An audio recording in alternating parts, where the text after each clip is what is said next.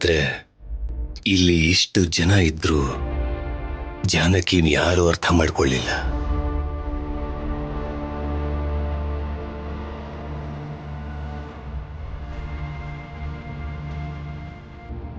ನಮಗ್ ನಷ್ಟ ಆದ್ಮೇಲೆ ಕಷ್ಟದ ಬೆಲೆ ಗೊತ್ತಾಗುತ್ತೆ.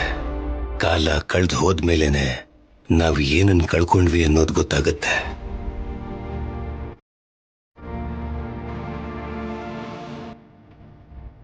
ಇಲ್ದೇ ಇರೋ ಸಂಧ್ಯಾನ ಕರ್ಕೊಂಡ್ ಬರಕ್ಕಾಗಲ್ಲ, ಆದ್ರೆ ಆದ್ಯಾಗೆ ಈ ಮನೆ ಮಗಳಾಗಿ ಸ್ಥಾನ ಕೊಡ್ಬೋದು.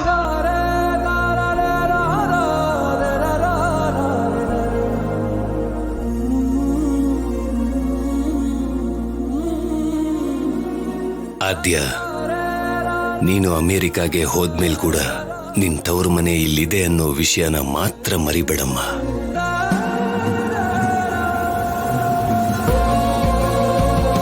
ಈ ಕ್ಷಣದಿಂದ ಇದು ನಿನಗೆ ತವರು ಮನೆ.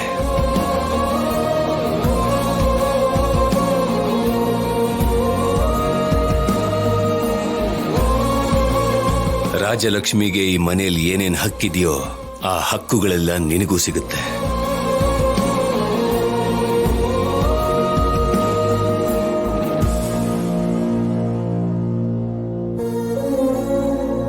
ನೀನ್ ಎಲ್ಲೇ ಇದ್ರೂ ಈ ಮನೆ ನಿಂದು, ಈ ಕುಟುಂಬ ನಿಂದು ಅನ್ನೋದನ್ನ ಮಾತ್ರ ಮರಿಬೇಡಮ್ಮ.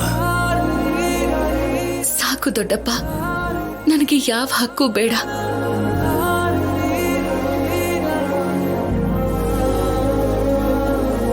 ನಮ್ಮಮ್ಮನಿಗೆ ಈ ಮನೆ ಸದಸ್ಯತ್ವನ್ ಕೊಟ್ಟಿದ್ದೀರಾ, ಅವ್ರಿಗೆ ಈ ಮನೇಲೊಂದು ಸ್ಥಾನ ಕೊಟ್ಟಿದ್ದೀರಾ. ಎಷ್ಟು ಸಾಕು ದೊಡ್ಡಪ್ಪ,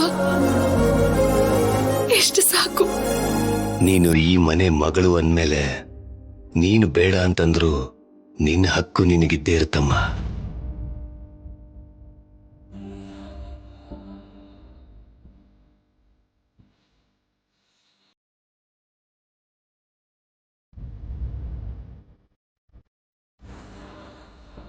ತಾಯಿ ಇಲ್ಲ.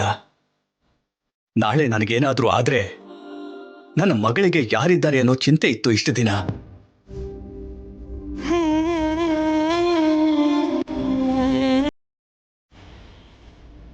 ಆದ್ರೆ ಇವತ್ತು ಇಷ್ಟು ದೊಡ್ಡ ಕುಟುಂಬನೇ ಇದೆ ಇವಳಿಗೆ.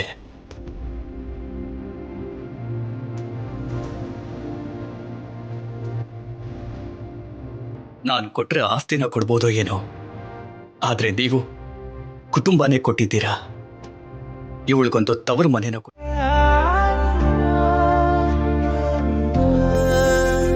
ನನ್ನ ತಂಗಿ ಹೆಸರನ್ನೇ ಕೇಳೋಕೆ ಇಷ್ಟಪಡ್ದಿದ್ದಿ ಮನೇಲಿ. ಅವಳ ಫೋಟೋನ ಇಡೋ ಹಾಗೆ ನೀನ್ ಮಾಡ್ದೆ.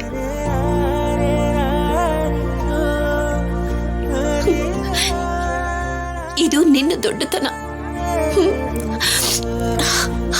ಅಷ್ಟು ಸಾಕು. ಈ ಜನ್ಮಕ್ಕೆ ಅಷ್ಟು ಸಾಕು. ದ್ವೇಷಿಸ್ತಿದ್ದವರೇ ನಿನ್ನನ್ನು ಪ್ರೀತಿಸೋದನ್ನ ನೋಡೋಕೆ ನನ್ನ ಈ 2 ಕಣ್ಣುಗಳು ಕೂಡ ನನಗೆ ಸಾಲದು.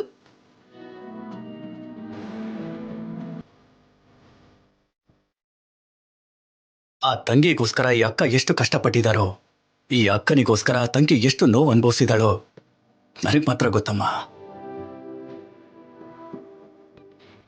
ಹೆಂಡತಿಯಾಗಿ, ಸೊಸೆಯಾಗಿ, ತಾಯಿಯಾಗಿ ನನಗೆ ಈ ಮನೇಲಿ ಯಾವ ಕೊರತೆನೂ ಇಲ್ಲ.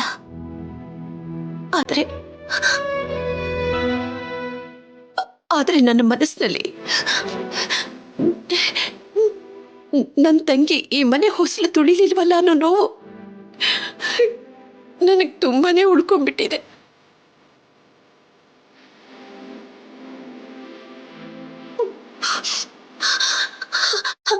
ಹಾಗಿದ್ದಾಗ ನನ್ನ ತಂಗಿ ಫೋಟೋನ ಈ ಮನೇಲಿಟ್ಟು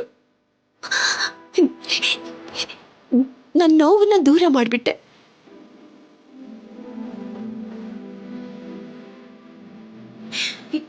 ನಿನಗೆ ನಾನು ಯಾವ ರೀತಿ ಕೃತಜ್ಞತೆ ಹೇಳಬೇಕು ಅಂತ ಗೊತ್ತಾಗ್ತಿಲ್ಲಮ್ಮ.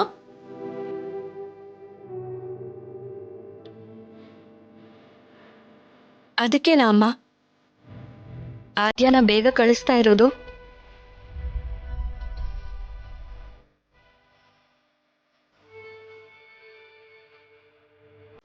ಆದ್ಯ ನಮ್ಗೆ ನಮ್ಮನೆಗೆ ಎಷ್ಟೆಲ್ಲ ಮಾಡಿದಳೋ ನಮ್ಮೆಲ್ಲರಿಗೂ ಗೊತ್ತು. ಆ ಒಳ್ಳೆತನಕ್ಕೆ ನಾವು ಕೊಡ್ತಾ ಇರೋ ಬಹುಮಾನ ನಮ್ಮಿಂದ ಅವಳನ್ನ ದೂರ ಕಳ್ಸೋದೇನಾ?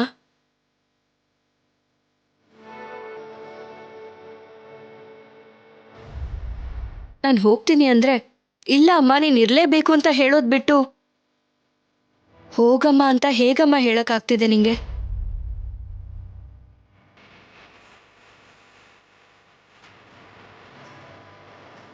ನನಗೋಸ್ಕರ ಆದ್ಯ ಎಷ್ಟೆಲ್ಲ ಮಾಡಿದಾಳೆ. ನಾನಿವತ್ತು ಈ ಥರ ಇದ್ದೀನಿ ಅಂದರೆ ಅದಕ್ಕೆ ಕಾರಣ ಆದ್ಯಾನೇ ಅಲ್ವಮ್ಮ?